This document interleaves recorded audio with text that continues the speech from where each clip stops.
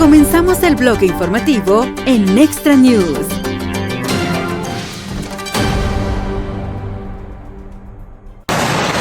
Esta mañana las autoridades cubanas nos informaron sobre un incidente frente a la costa de Cuba. Inmediatamente comenzamos a investigar el asunto. Hasta el momento, el Departamento de Seguridad Nacional, la Guardia Costera y otros están involucrados. La mayor parte de la información que poseemos sigue siendo la que proporcionan las autoridades cubanas, tanto al público como a Estados Unidos. Gobierno, tenemos a nuestra embajada en La Habana trabajando en esto en este momento, solicitando acceso. En cuanto a las personas que estaban en esas embarcaciones, si eran ciudadanos estadounidenses o residentes permanentes, según el régimen cubano, el barco estaba registrado en Florida. Estamos investigando eso. Pronto lo sabremos y conoceremos rápidamente muchos más hechos sobre este incidente de los que sabemos ahora. La mayoría de los hechos que se informan públicamente provienen de la información proporcionada por los cubanos. Verificaremos eso de manera independiente. A medida que recopilemos más información, estaremos preparados para responder en consecuencia. No voy a especular, no voy a opinar sobre lo que aún no sé, pero vamos a averiguar exactamente qué sucedió aquí y luego responderemos en consecuencia. ¿De acuerdo? ¿Alguna pregunta? Hemos estado en contacto constante durante todo este tiempo. ¿Con alguien en Cuba? Bueno, las autoridades en Cuba, la Guardia Fronteriza, tienen contacto constante con la Guardia Costera, así que los alertaron esta mañana. Me informaron en ese momento. Muchas veces en estos incidentes y situaciones similares, los informes iniciales son incompletos. Y luego, a medida que avanzó el día, creo que temprano esta mañana, ciertamente para las 9 a.m. o las 10 a.m., en ese momento, tal vez un poco más tarde en nuestra hora aquí, me comuniqué y comenzamos a analizarlo de manera independiente. Tenemos varios elementos diferentes de los EU del gobierno que están tratando de verificar elementos de la historia basándose en lo que se nos ha proporcionado hasta ahora. Sé que la Guardia Costera ha respondido en la zona, en las cercanías. Necesitaré obtener más detalles y comprensión de ellos una vez que suba al avión sobre qué es exactamente lo que están buscando. No sé quién tiene la posesión de la embarcación, que es lo primero que querríamos saber. Obviamente queremos tener acceso a estas personas, si son ciudadanos estadounidenses o residentes permanentes de Estados Unidos, residentes. Pero no voy a especular ahora porque en este momento todavía mucha de la información que hay disponible es información proporcionada por los cubanos. Verificaremos esa información por nuestra cuenta para sacar conclusiones. No hemos hablado directamente de esto ahora. No voy a comentar sobre ninguna conversación que hayamos tenido sobre este tema.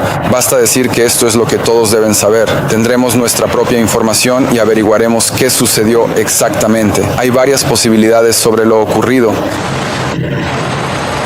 Pero estaba a punto de decir que ni siquiera voy a especular sobre lo que podría haber sido. Es una amplia gama de posibilidades.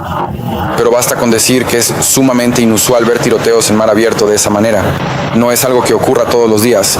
Es algo que francamente no ha sucedido con Cuba en mucho tiempo.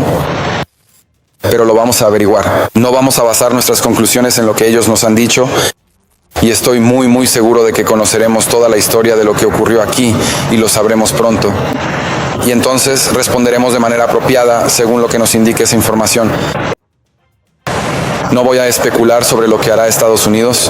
Vamos a averiguar exactamente qué sucedió y quién participó para luego decidir según lo que descubramos. Lo averiguaremos sin aceptar simplemente lo que nos diga otra persona. Vamos a averiguarlo y estoy muy seguro de que podremos conocer la historia y ser capaces de verificar los hechos de manera independiente. ¿Sí? Bueno, y obviamente hubo un incidente en el mar, así que tenemos contacto constante con ellos a nivel de la Guardia Costera, donde notifican a la Guardia Costera de EU sobre una variedad de cosas, incluyendo migrantes y demás. Existen estos canales de comunicación de guardia costera a guardia costera, por así decirlo. Y estos primeros informes eran fragmentarios sobre un incidente, pero sin los detalles. Proporcionaron más detalles en la publicación que hicieron en redes sociales, así como en un aviso que enviaron a la embajada o desde su embajada al Departamento de Estado. Pero en ella están incrustados todo tipo de hechos o cosas que ellos afirman que son hechos, como de dónde vino el barco, de dónde vino la embarcación, quién estaba a bordo, qué sucedió y así sucesivamente. Estas son las cosas que vamos a verificar de manera independiente y luego, ya sabes, presentar presentaremos eso a los responsables de la formulación de políticas en nuestro país, incluido el presidente, y tomaremos decisiones basadas en los hechos. En este momento todavía estamos recopilando hechos. Seguimos recopilando datos. Dime, ¿tienes algún motivo extra que te gustaría añadir ahora? Tengo motivos para querer nuestra propia información. En EU no solemos tomar decisiones según lo que dicen las autoridades cubanas. ¿Puedo hacerte una pregunta? No lo harás. El Departamento del Tesoro no va a ir a Cuba. Estados Unidos es una empresa privada. Esto es un cambio. No, siempre ha sido legal vender al sector privado en Cuba. Estas no serían ventas al gobierno, estas no serían ventas a la empresa propiedad del ejército, serían ventas a un sector privado muy pequeño que existe en Cuba. Y eso siempre ha sido legal. Quiero decir, hay personas que ya tienen licencia para hacerlo. Esto solo ampliaría el número de personas que podrían hacerlo. Nuevamente iría al sector privado. El sector privado en Cuba es bastante pequeño. Existe, pero es pequeño. Y ciertamente, por sí solo, no tiene la capacidad para enfrentar la magnitud y el alcance de los desafíos que enfrentan. Pero si la economía cubana funcionara como una economía normal, tendría un sector privado mucho más grande. Y lo que está claro es que, y diría esto, que el pueblo de Cuba está sufriendo hoy. Han sufrido mucho tiempo. Sufren ahora, quizás más que últimamente, tal vez desde 1959. Es la peor crisis económica de Cuba y sus autoridades son los responsables. Ellos han tomado decisiones que han vuelto vulnerable al país. Hay que entender que Cuba ha sobrevivido en gran medida gracias a los subsidios. La Unión Soviética les daba cosas gratis. Cuando la Unión Soviética colapsó, entraron en un periodo especial que fue desastroso para ellos. Y luego llegó Hugo Chávez y los rescató durante mucho tiempo. Cuando eso empezó a decaer un poco, el régimen de Maduro les estaba proveyendo combustible o en realidad les estaban proporcionando crudo. Un porcentaje de eso se refinaba y se usaba localmente y un gran porcentaje de eso ni siquiera llegaba a Cuba. Se vendía en el mercado abierto por dinero en efectivo para financiar al régimen y para financiar a la empresa propiedad de los militares. Así que la razón por la que la red eléctrica de Cuba ya estaba colapsando antes de que capturaran a Maduro es que ya estaba en colapso. La razón por la que las cosas están tan mal como están es porque tienen un modelo económico que no existe, que no funciona, que no existe en ninguna parte del mundo, no es funcional.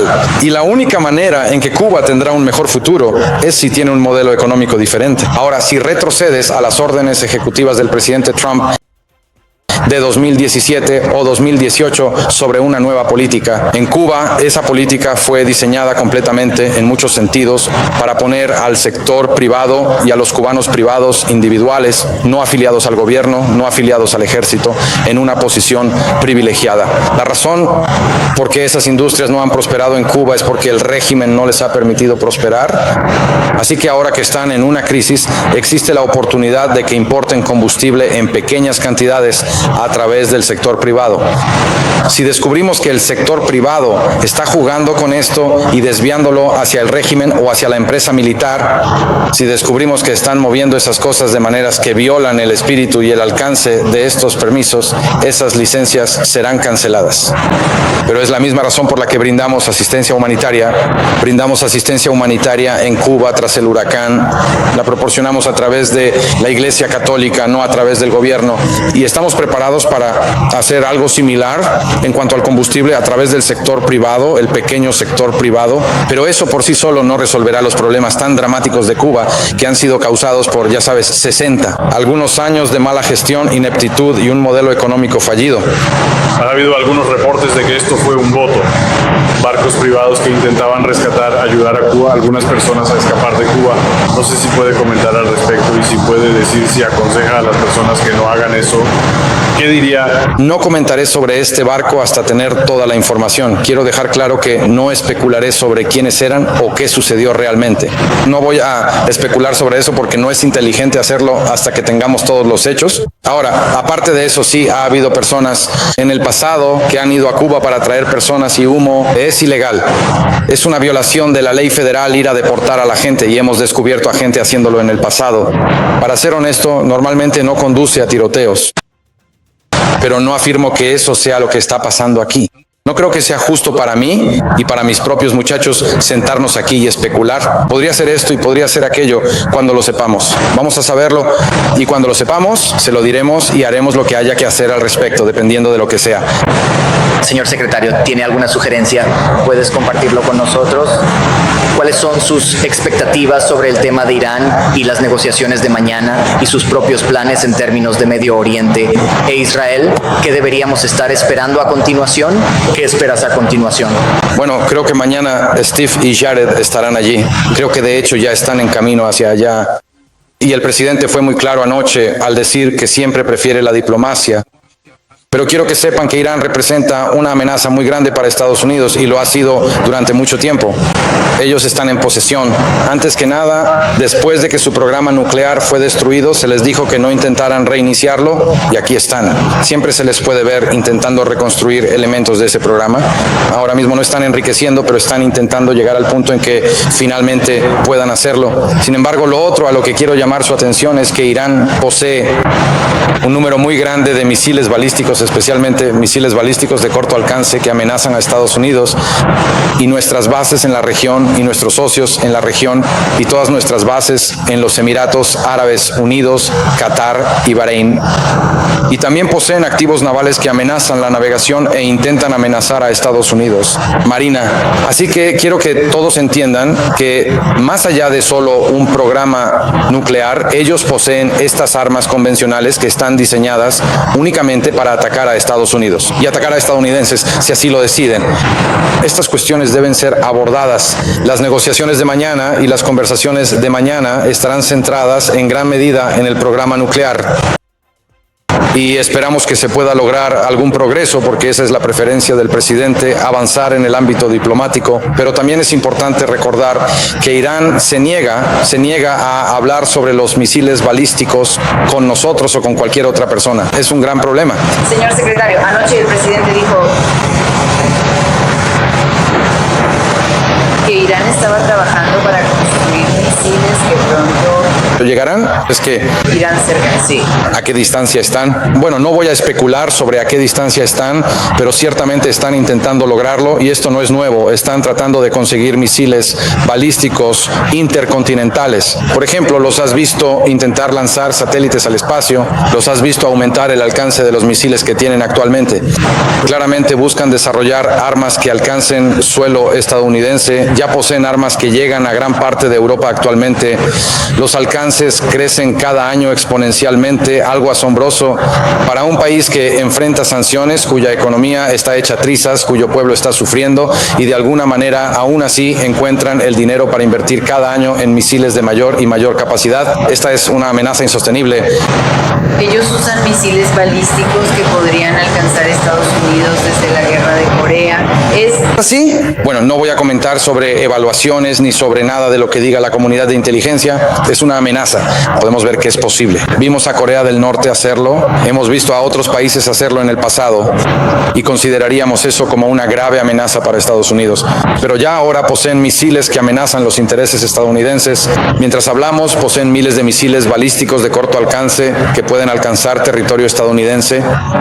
Bases ubicados en la región, en Arabia Saudita, en Qatar, en Bahrein, en los Emiratos Árabes Unidos, en toda la región. Es una amenaza que ya existe. La diplomacia nunca está descartada. El presidente busca soluciones diplomáticas, la prefiere con creces. Él quiere eso más que cualquier otra cosa. Así que no caracterizaría el día de mañana como nada más que la última de una serie de conversaciones y ojalá sean productivas. Pero eventualmente tendremos que tener conversaciones sobre algo más que solo el programa nuclear. Pero si ni siquiera se puede avanzar en el programa nuclear, también será difícil avanzar en el tema de los misiles balísticos.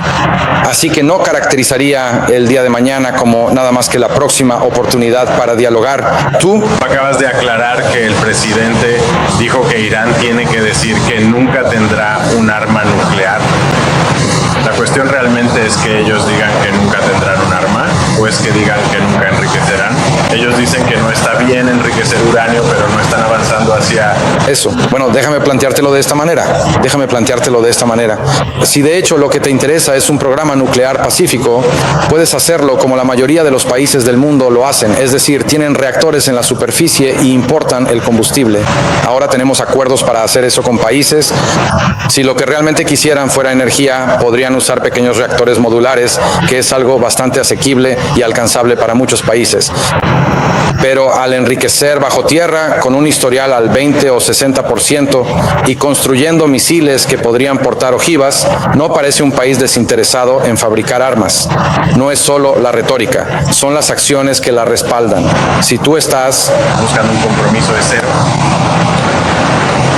No requieren enriquecer para su energía nuclear. De hecho, les sobra gas natural, pero si la quisieran, podrían obtenerla como otros países.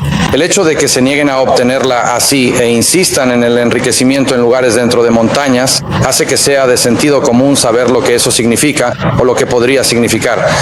Los demócratas salieron de la reunión del Grupo de los 8, algo alarmados por lo que escucharon y diciendo que ustedes necesitan presentar un argumento más sólido sobre una posible ampliación del conflicto en minería. No comento sobre las sesiones del G8. Se discutieron varios temas, no comento sobre ellos, por eso los hacemos en un entorno clasificado. No creo que nadie deba salir de esas reuniones hablando de nada o siquiera caracterizándolas. Al menos así era como lo manejábamos cuando yo estaba en el Grupo de los 8. Quizás eso haya cambiado. Pero en general, dicho esto, fuera de la sesión informativa del Grupo de los 8, sí, lo que está ocurriendo con Irán es muy preocupante. Ha sido muy preocupante durante más de 40 años y se ha vuelto cada vez más preocupante a medida que han incrementado sus capacidades armamentísticas. Así que no creo que sea un misterio para nadie que Irán es una gran preocupación. Varias administraciones han enfrentado esta amenaza. La amenaza simplemente ha crecido con el tiempo en cuanto a cómo han podido extender el alcance de sus misiles y su insistencia, su ciega insistencia en poder enriquecer y enriquecer en estos lugares ocultos que te hacen sentir aún más incómodo. Pero bueno, veamos qué sucede mañana. Quizás salga algo bueno de esto. Señor secretario, ¿puede comentar sobre los informes de que ha hablado con inversores reales? No voy a comentar sobre ninguna conversación que hayamos tenido. Basta con decir que Estados Unidos siempre está preparado para hablar con funcionarios de cualquier gobierno que tengan información para compartir con nosotros o puntos de vista que quieran compartir con Estados Unidos, y ese es mi trabajo. Así que ya sea alguien en Cuba o potencialmente algún día alguien en Corea del Norte o ahora mismo en Irán, siempre estamos dispuestos a escuchar. Eso es diferente a una negociación, obviamente, pero estamos preparados para escuchar los puntos de vista que otras personas expresen. Un país ubicado a 90 millas de la costa de Estados Unidos enfrenta una crisis económica muy grave y catastrófica. Y si alguien dentro de su sistema tiene información para compartir con nosotros sobre cambios que estén dispuestos a hacer o medidas que estén preparados para aceptar, sin duda escucharíamos eso. Y probablemente haría eso, no en un entorno frente a los medios, porque creo que sería más productivo de esa manera. Pero ya sabes, en última instancia, las acciones serán importantes en algo así. ¿Es realmente posible negociar la implementación de un sistema político diferente en Cuba? Bueno, quiero decir, el statu quo es insostenible. Hoy tuve una reunión allí con todos los líderes de CARICOM y fue uno de los puntos que planteé, y creo que prácticamente todos en la sala estuvieron de acuerdo en que el statu quo de Cuba es inaceptable. Cuba necesita cambiar, y no tiene que cambiar de golpe, no tiene que cambiar de un día para otro. Todos aquí son maduros y realistas. Estamos viendo ese problema, por ejemplo, en Venezuela, y muchos de los países representados en la conferencia de CARICOM hoy fueron en su momento países que atravesaron transiciones en algún punto de su historia, pero Cuba necesita cambiar de manera drástica, porque es la única oportunidad que tiene para mejorar la calidad de vida de su gente y no perder al 15% de su población. Desde 2021, el 15% de la población de Cuba ha emigrado desde 2021. Ese no es un sistema que esté funcionando, ese es un sistema que está colapsando y necesitan hacer reformas drásticas. Y si quieren hacer esas reformas drásticas que abran el espacio beneficio tanto para la libertad económica como eventualmente política para el pueblo cubano. Obviamente a Estados Unidos le encantaría ver eso y sería de ayuda si deciden que van a avanzar en esa dirección. Entonces, creo que seguirán experimentando fracasos y la gente del país seguirá sufriendo y será, ya sabes, culpa del régimen.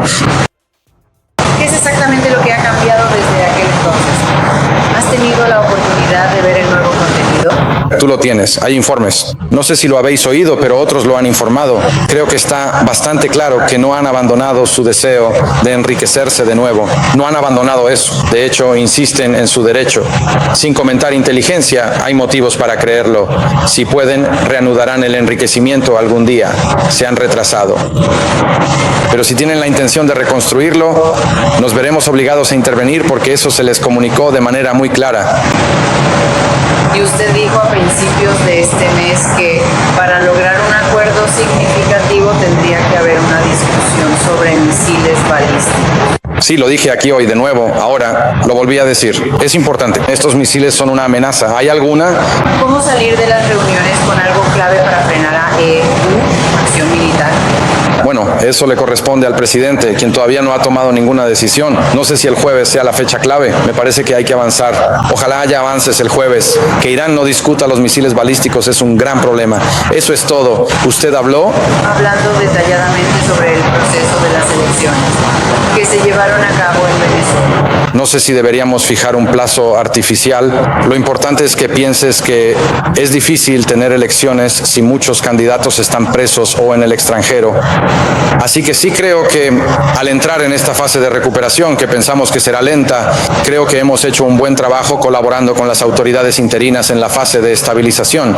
No habéis visto una migración masiva, no has visto la guerra civil, no has visto violencia. Por el contrario, hemos visto cierta estabilidad real sobre el terreno y un crecimiento de la productividad en sus sectores clave. Creo que ahora que entramos en esto, estamos entrando cada vez más en esta fase de recuperación y parte de eso es una reconciliación nacional. Así que se han tomado medidas muy positivas. Cientos de presos políticos han sido liberados. La infame prisión Alicorita ha sido cerrada. Ustedes están... Todo eso es muy positivo. Se ha aprobado una ley de amnistía. De hecho, hubo un verdadero debate en su Asamblea Nacional sobre la ley e incluso se presentaron enmiendas y demás. Todo esto es muy positivo. No es suficiente, pero es positivo. Y creo que eso empieza a sentar las bases para que la sociedad civil allí pueda funcionar. Para tener elecciones necesitas contar con varios factores. Se requieren partidos, movimientos y un entorno de medios para hacer campaña y difundir sus propuestas e ideas. Todos estos elementos son fundamentales junto a candidatos que puedan postularse. Creo que todo empieza ahí. Muchos estaban presos por ser candidatos, apoyarlos o participar en política. ¿Se requiere una sociedad civil real para tener elecciones? En Venezuela, esto inicia con la amnistía, liberar a presos políticos y que los venezolanos en el extranjero puedan participar políticamente y regresar al país. Hay otros factores que la gente debe considerar. Por ejemplo, para tener una elección real, será necesario tomar en cuenta a los venezolanos que viven en el extranjero. ¿Existen consulados establecidos donde puedan acudir a votar? Porque esos eran grandes centros de votación en el pasado. Y de hecho Chávez prohibió el voto consular en un momento y Maduro también, porque estaban perdiendo muchos votos allí, como puedes imaginar. Así que aquí hay un camino a seguir. Ni siquiera han pasado 9 semanas desde que Maduro fue capturado y creo que la vida en Venezuela hoy no es lo suficientemente buena, pero es sustancialmente mejor que hace 9 semanas. Esto podría haber tomado un rumbo muy diferente y francamente muchos de los llamados expertos en varios de sus medios lo estaban prediciendo. Esto va a ser catastrófico y todo se va a desmoronar y va a descender en el caos y eso no ha sucedido. Pero tenemos que mantenerlo bajo control. Tiene que seguir avanzando en esta dirección. La tendencia es buena, pero debe mantenerse. Esto sigue siendo un proceso de recuperación. Y luego se puede pasar a ese periodo de transición hacia algo nuevo. Al final, este es el punto clave para que Venezuela alcance su potencial, lo que significa atraer el tipo de inversión que necesita para realmente reconstruir su economía y lograr su potencial. Tendrá que legitimar su gobierno a través de una elección. Ellos lo saben.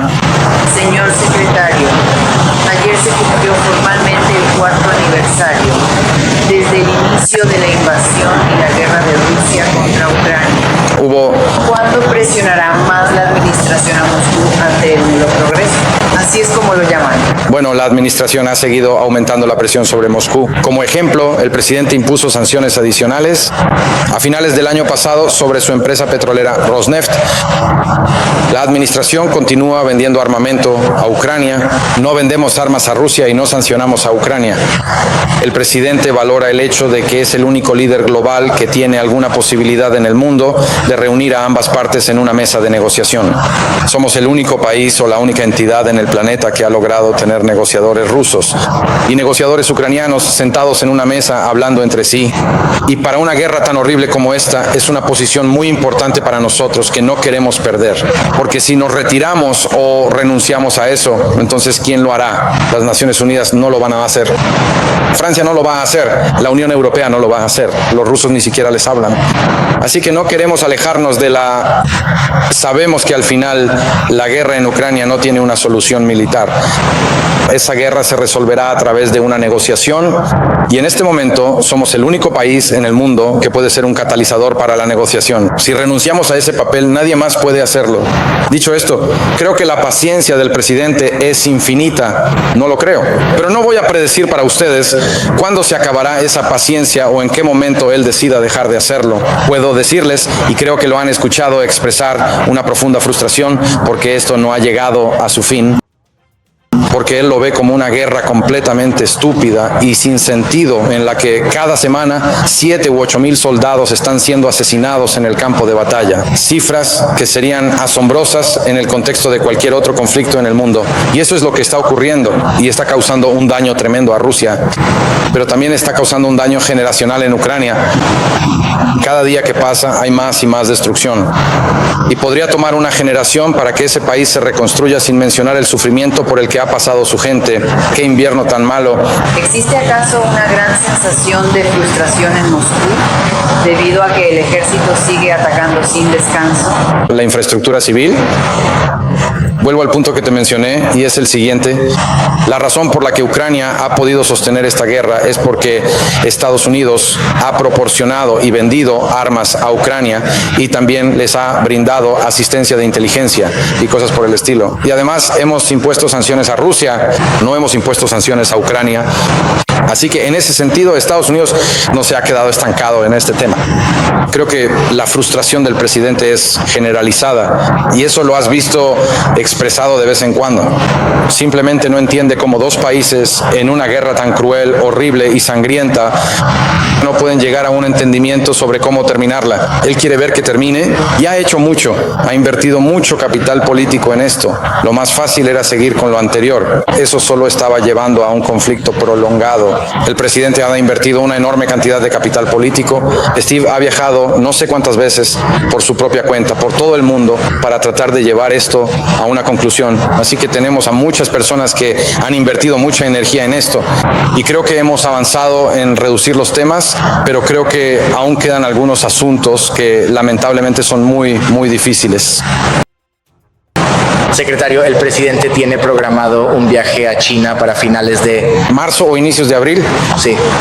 Y anoche, en el discurso del Estado de la Unión, fue la primera vez en 2 décadas que China no fue mencionada expresamente en el discurso.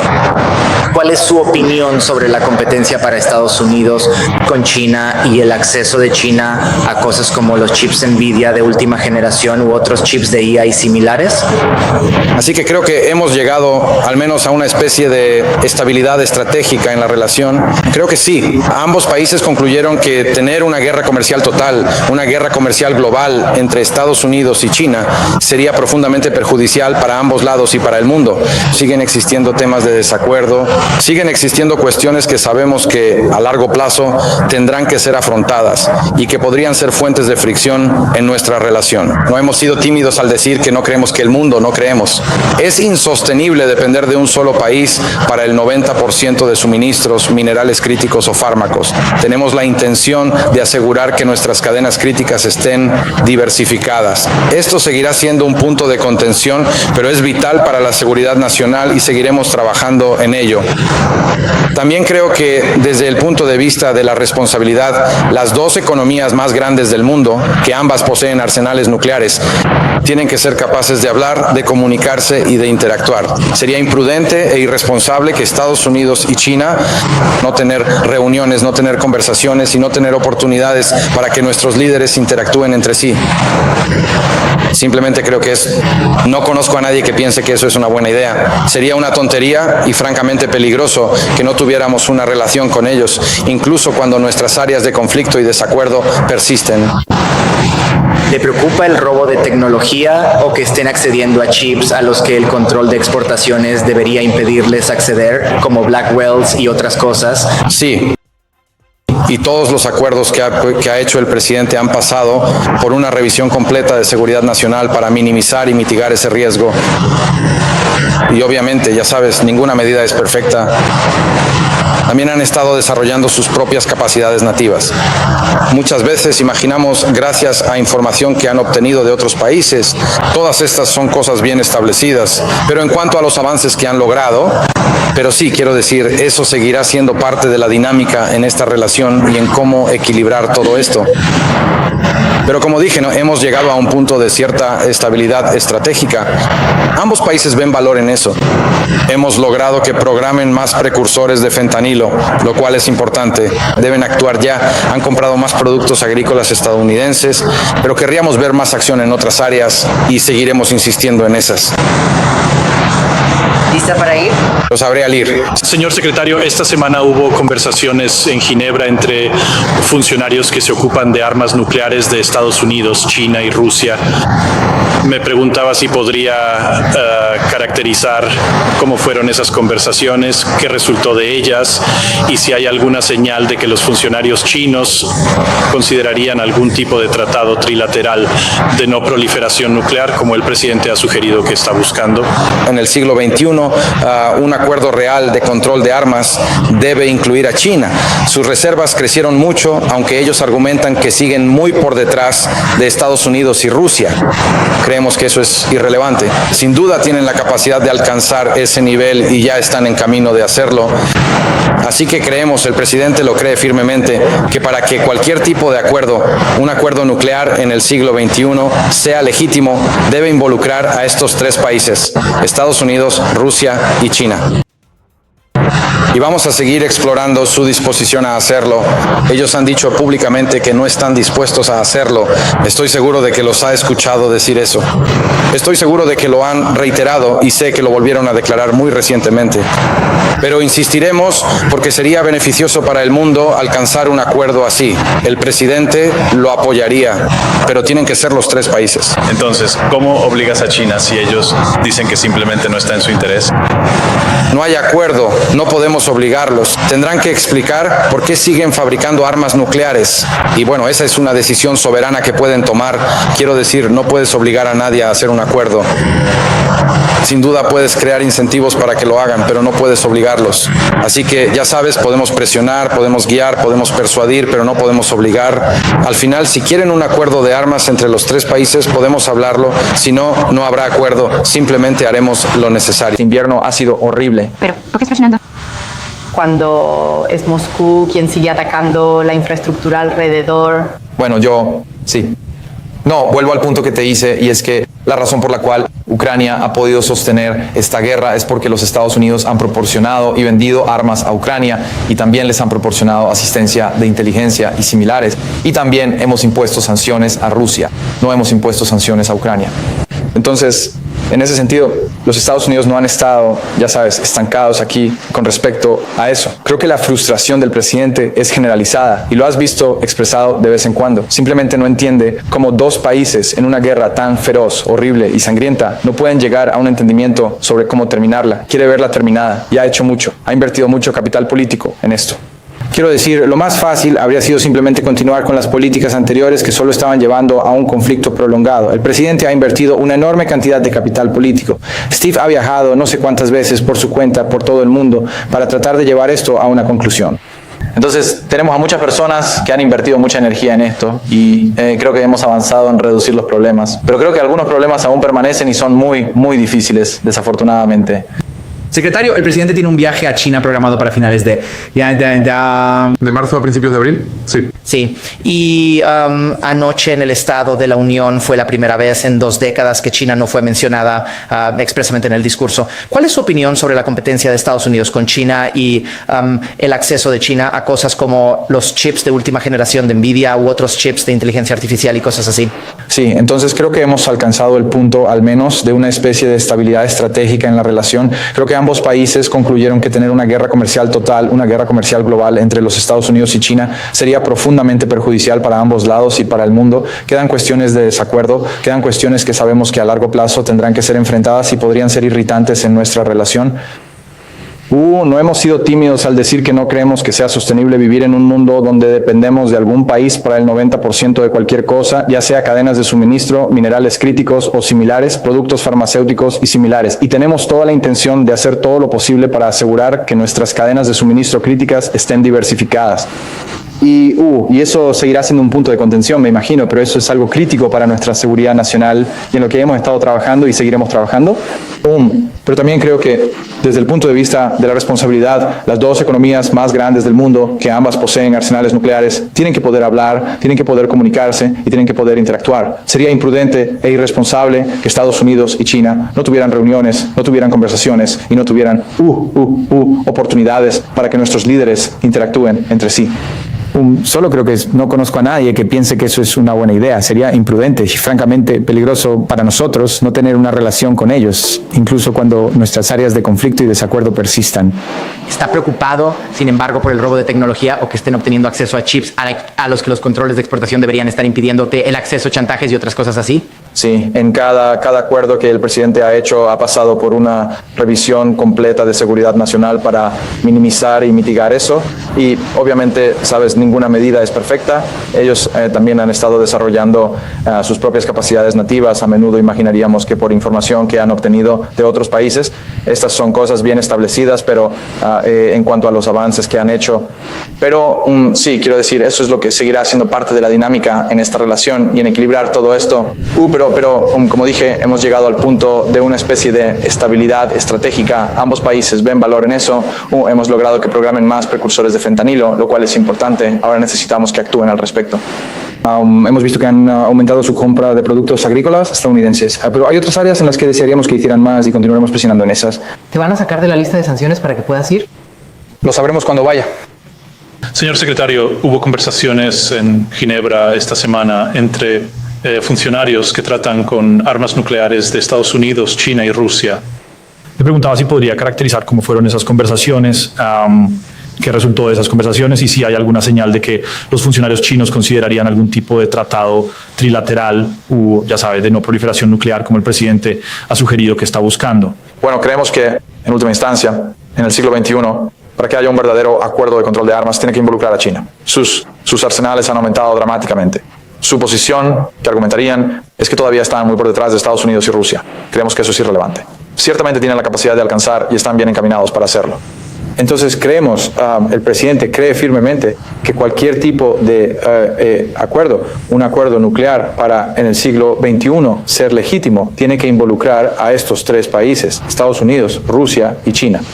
Y vamos a seguir explorando su disposición para hacerlo. Han dicho públicamente que no están dispuestos a hacerlo. Estoy seguro de que los has oído decir eso. Estoy seguro de que lo han reiterado y sé que lo han vuelto a afirmar muy recientemente, pero seguiremos insistiendo en ello porque creemos que sería bueno para el mundo si podemos alcanzar tal acuerdo. El presidente estaría a favor de eso si podemos hacerlo, pero tiene que ser con los 3 países. Entonces, ¿cómo obligas a China si dicen simplemente no está en nuestros intereses? Bueno, entonces puede que no tengamos un acuerdo. Quiero decir, no podemos obligarlos.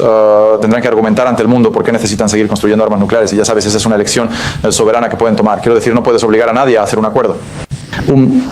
Ciertamente puedes crear incentivos para que lo hagan, pero no puedes obligarlos. Así que, ya sabes, podemos presionar, podemos guiar, podemos persuadir, pero no podemos obligar. Así que, en última instancia, si quieren hacer un acuerdo de armas con los 3 países, estamos preparados para hablar sobre ello. Si no quieren hacerlo, entonces no tendremos uno y simplemente seguiremos haciendo lo que necesitamos hacer.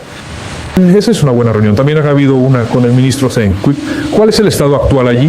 Quiero decir, ¿qué están buscando de América para prevenir un problema del primer ministro? ¿Puede darnos? Bueno, sí, quiero decir un par de cosas. Tuvimos un momento difícil a principios de este año cuando el Consejo de Transición dijo que no se iban a ir. Lo abordamos con firmeza, se fueron. Así que estamos donde necesitamos estar ahora. La Fuerza de Supervisión de Pandillas se está formando. Estamos muy contentos con los compromisos que hemos obtenido en términos de personal. Sentimos que tenemos más compromisos de los que tenemos plazas disponibles para esa Fuerza de Supervisión de Pandillas. Necesitamos mejorar un poco en la financiación. Todavía estamos buscando países donantes para cubrir los vacíos, pero creemos que lo lograremos. Estará bajo los auspicios de la ONU, lo cual es importante para que la ONU demuestre que puede resolver un problema. Y el objetivo de esta entidad será llegar al terreno y permitir que las autoridades haitianas mantengan el territorio de estas pandillas. Así se puede tener una base de estabilidad que permita hacer dos cosas. Número uno, reconstruir el país sin tener que pasar por carreteras con puntos de control manejados por estas pandillas criminales. Y número dos, celebrar elecciones. Quizás más tarde este año, tal vez no a mediados del verano cuando es la temporada de lluvias, pero más tarde este año, ese es el deseo que tienen también. Sin embargo, es difícil realizar elecciones cuando todavía hay pandillas realizando puntos de control. Y esas no van a ser elecciones reales. Por eso la Fuerza de Supervisión de Pandillas es tan importante y por eso, ¿sabes? Estoy muy orgulloso del papel que Estados Unidos jugó en formar eso. Y estoy muy contento con el papel que países como Canadá y otros han desempeñado. Han sido muy contundentes en ayudarnos con esto. Hay un par de otros países que deberían intensificar y hacer un poco más, y hablaremos de eso. Lo he planteado en cada reunión del G7 y hemos obtenido una buena respuesta. Japón ha hecho contribuciones y otros. Necesitamos que algunos países donantes más se sumen a esto.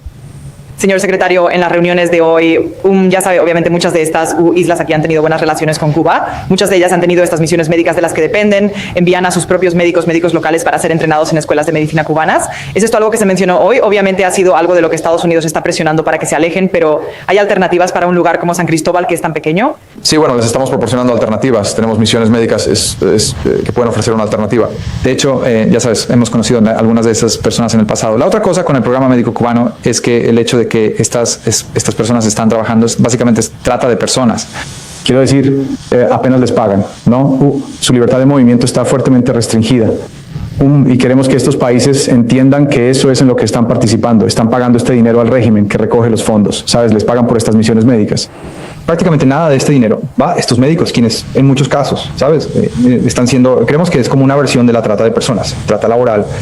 Y creemos que está mal. Ahora, has visto otros países que han decidido o simplemente pagar a los doctores directamente, pero los cubanos no lo permiten. Así que, de nuevo, ese es el punto que hemos planteado con ellos. Quiero decir, no vamos a cortar relaciones diplomáticas con países del Caribe porque no estén de acuerdo con nosotros en esto, pero hacemos un punto contundente al respecto y surgió hoy. No fue el tema principal de la conversación, pero surgió. Muy bien, salgamos de aquí. Una más. ¿Ustedes están todos viajando? Sí. No todos. ¿Ustedes? No todos, está bien. Entonces, el avión no es tan grande. Adelante. Vuelve a Cuba. Algunos de los países que conociste hoy expresaron preocupaciones sobre el tipo de repercusiones y inestabilidad causada por la crisis humanitaria allí. ¿Es el movimiento de hoy, ventas una especie de reconocimiento de que la crisis humanitaria se está saliendo de control, que Estados Unidos bloqueando? Quiero decir, no. En primer lugar, olvídate de hoy. La crisis humanitaria se está saliendo de control porque los cubanos no saben cómo manejar una economía. Son incompetentes. Tienen una empresa controlada por militares llamada Gaesa que controla el 40% de su PIB y ninguno de los ingresos que esa empresa ha generado fluye hacia las arcas del gobierno. Ninguno de esos fondos va a las escuelas, ninguno de esos fondos va a las carreteras, ninguno de esos fondos va a alimentar a la población. Tienes un país que tiene tierras agrícolas fértiles, que importa azúcar. Este fue uno de los principales exportadores de azúcar del mundo. Ahora importan azúcar, importan casi toda su comida. Es una disfunción. Ni siquiera es una economía, es una disfunción total. Eso es culpa de ellos. En cuanto al efecto de desbordamiento, no están más preocupados que nosotros. Estamos a 90 millas de distancia y Estados Unidos ha experimentado migración masiva desde Cuba en el pasado, ciertamente a principios de los años 90 con la crisis de los balseros, pero tan recientemente como en 2021 y 2022 tuvimos personas llegando a los cayos de Florida y varadas en las Bahamas, así que tampoco queremos verlo. Y, en última instancia, en cuanto a la medida de hoy con el petróleo, esto es una ley existente. La ley nos permite hacer negocios como combustible e incluso telecomunicaciones con el sector privado cubano. El problema es que el sector privado cubano es muy pequeño. Si quieren abrir las puertas y permitir que el sector privado cubano, independiente del ejército, independiente del gobierno, crezca, esa solución está ahí. Lo que el pueblo cubano debe saber es esto, que si tienen hambre y están sufriendo, no es porque no estemos preparados para ayudarlos. Lo estamos. Es que las personas que se interponen en nuestro camino para ayudarlos no lo están. Es su partido comunista. Eso es lo que se interpone en el camino. Si se hacen a un lado, estaremos más que felices de trabajar con los cubanos individuales para que puedan tener la oportunidad de alimentar a sus familias y construir su economía. Pero nosotros no somos el impedimento, ellos lo son. ¿De acuerdo? vamos a casa. Muy pronto, vuelve a escuchar las noticias más relevantes en este canal de noticias.